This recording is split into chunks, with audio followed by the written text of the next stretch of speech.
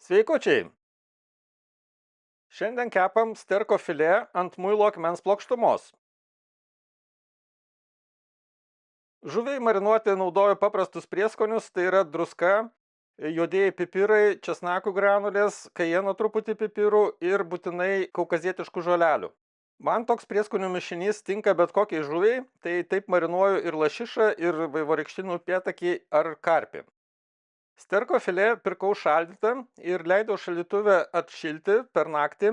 Labai geros kokybės žuvis, labai delikati, oda yra be žvynų.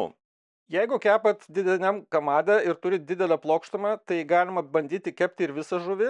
Aš šiuo atveju kepsiu mažesniam kamade, dėl to nupjaunu uodegą ir palieku tik tai stambią dalį, kurią kepsiu. Pirmiausia, galima dar supjaustyti gabaliukais, kad būtų lengviau apversti. Kadangi žuvis yra labai delikati, labai švelni, galima ją tiesiog patroškinti folijoje, bet šiandien kepsiu ant muilo akmens plokštumos.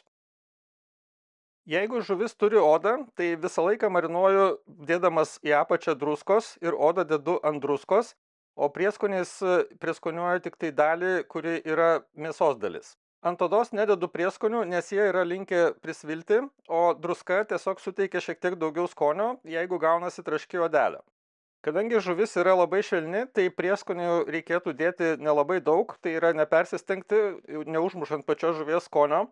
Dar įdėsiu rūkymo pagaliuką tam, kad būtų šiek tiek rūkyta žuvis. Šį kartą kepsiu ant muilo akmens plokštumos, tai dedu tik tai grotelių laikiklį, pačias groteles ir muilo akmenį ir šildysiu viską iki maždaug, kol akmuo pasieks virš 200 laipsnių temperatūrą. Kepant ant plokštumos ne tiek svarbi yra pačios kepsnės temperatūra, bet svarbu, kad jinai būtų įšilusi. Daug svarbiau yra, kokios temperatūros yra pats paviršius. Natūralus muilo akmuo prikaupia labai daug energijos, jį reikia pakankamai ilgai šildyti, bet jau kai įkaista, tai tikrai turi daug kaitros. Prieš uždedant žuvį paprastai dar nuvalau visą laiką odos pusę, tam, kad neliktų drėgmės, kuo sausesnė oda, tuo jinai geriau prikepa. Tam geriausia yra naudoti popierinį rankšluostį. Kadangi starkis yra švelni žuvis, tai labai mažai to dūmo reikia, dedu pagaliuką tik tai į apačią po anglimis, nors galima dėti ir į pačias anglis irgi. Kai jau muilo akmuo pasiekia apie 210 laipsnių temperatūrą, dedu žuvį.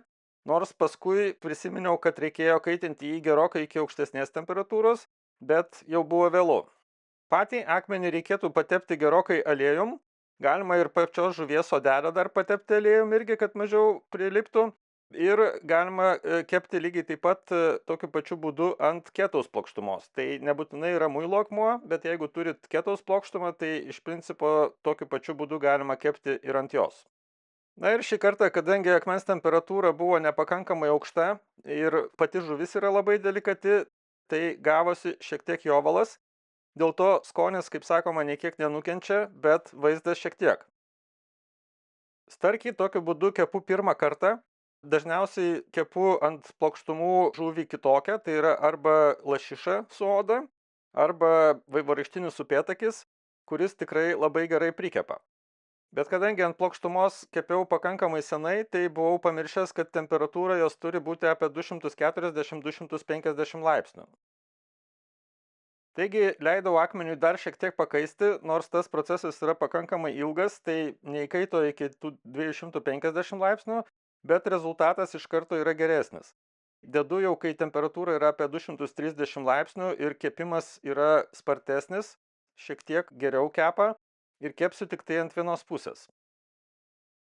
Nors kepa šį kartą geriau, bet vis tiek matosi, kad oda šiek tiek prilimpa. Tikrai rekomenduočiau žuvį pjaustyti mažesniais gabaliukais, nes būtų daug paprasčiau su ja tvarkytis. Kadangi žuvis yra plona ir balta, ant jos labai gerai matosi, kai jinai tiesiog iškepa. Šį kartą oda prikepė geriau, bet šiek tiek rankos kreivos, tai sugebėjau sugadinti ir šitą gabaliuką. Visgi nežiūrint galbūt netokio gražaus vaizdo, žuvies skonis tikrai labai geras, puikiai iškepusi, rekomenduoju pabandyti. Reikėtų tik aišku akmenį įkaitinti iki aukštesnės temperatūros. Skanaus ir iki kito karto.